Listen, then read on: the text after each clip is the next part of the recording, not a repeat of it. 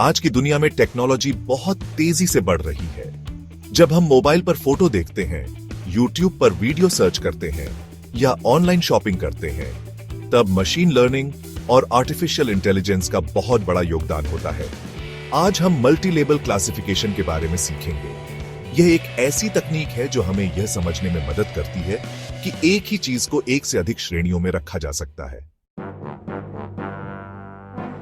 Multi label classification एक ऐसी तकनीक है जिसमें एक चीज को एक से अधिक कैटेगरी में रखा जा सकता है। आसान उदाहरण, सोचिए कि आपके पास एक फोटो है जिसमें एक बिल्ली, कुत्ता और कार दिख रही है। अगर हमें यह पहचानना हो कि इस फोटो में क्या क्या चीजें हैं, तो हमारे पास 3 विकल्प होंगे: बिल्ली, कुत्ता, कार। अगर हमारा एआई सिस्टम कहे कि इस फोटो में केवल बिल्ली है, तो यह गलत होगा। अगर हमारा एआई सिस्टम कहे कि इसमें बिल्ली और कुत्ता दोनों हैं, तो यह सही होगा। अगर हमारा एआई सिस्टम कहे कि इसमें बिल्ली, कुत्ता और कार तीनों हैं, तो यह और भी सही होगा। यही मल्टी लेबल क्लासिफिकेशन है। यह चीजों को पहचान कर एक से ज्यादा लेबल दे सकता है। मशीन लर्निंग में एक और टर्म आता है जिसे मल्टी क्लास क्लासिफिकेशन कहा जाता है। अब हम मल्टी लेबल और मल्टी क्लास में फर्क समझते हैं। मल्टी लेबल क्लासिफिकेशन कहां उपयोग होता है? आज की दुनिया में मल्टी लेबल क्लासिफिकेशन बहुत ज्यादा उपयोग किया जाता है। चलिए कुछ प्रमुख उदाहरण देखते हैं। पहला, YouTube और Netflix पर वीडियो टैगिंग। जब आप YouTube पर कोई वीडियो देखते हैं तो आपको कई टैग्स दिखते हैं। उदाहरण के लिए, अगर कोई मूवी अपलोड की जाती है तो वह एक्शन, कॉमेडी, ड्रामा तीनों हो सकती है। इसी तरह YouTube और Netflix मल्टी लेबल क्लासिफिकेशन का इस्तेमाल करके वीडियो को सही कैटेगरी में डालते हैं। दूसरा, ई-कॉमर्स वेबसाइट, ऑनलाइन शॉपिंग। जब आप Amazon या Flipkart जैसी वेबसाइट पर कोई प्रोडक्ट देखते हैं तो उसके नीचे कई कैटेगरी लिखी होती है।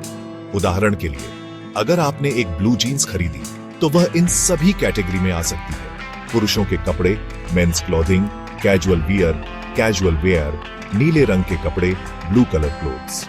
इससे वेबसाइट को पता चलता है कि आपको किस तरह के प्रोडक्ट पसंद हैं और वे आपको वही दिखाते हैं। तीसरा, स्पैम ईमेल डिटेक्शन। जब आप जीमेल या किसी अन्य ईमेल सर्विस का उपयोग करते हैं तो मेल को अलग अलग फोल्डर में रखा जाता है। स्पैम,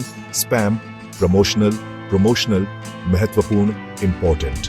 कई बार एक ही ईमेल स्पैम और प्रमोशनल दोनों कैटेगरी में आ सकता है। जीमेल का AI system multi label classification का उपयोग करके मेल को सही जगह रखता है। चौथा, मेडिकल डायग्नोसिस। डॉक्टर कई बार मशीन लर्निंग का उपयोग करके बीमारियों की पहचान करते हैं। एक मरीज को डायबिटीज और high blood pressure, high BP दोनों हो सकते हैं।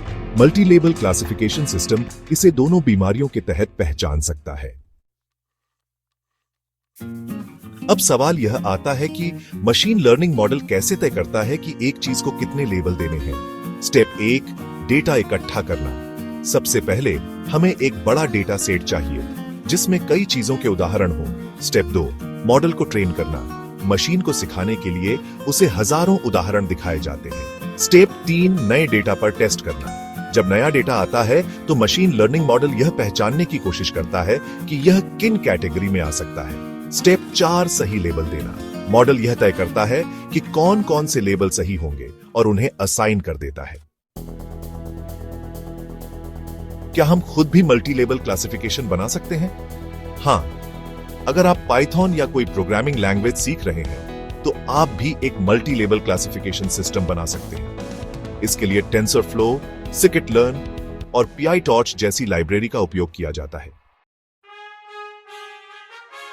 निष्कर्ष, कंक्लूजन, मल्टी लेबल क्लासिफिकेशन आज के एआई सिस्टम का बहुत महत्वपूर्ण हिस्सा है। यह हमें यह समझने में मदद करता है कि एक चीज को एक से अधिक कैटेगरी में रखा जा सकता है। मुख्य बातें, मल्टी लेबल क्लासिफिकेशन में एक चीज के कई लेबल हो सकते हैं। यह YouTube, ई-कॉमर्स, मेडिकल और स्पैम डिटेक्शन में उपयोग होता है। यह मशीन लर्निंग और एआई के जरिए किया जाता है।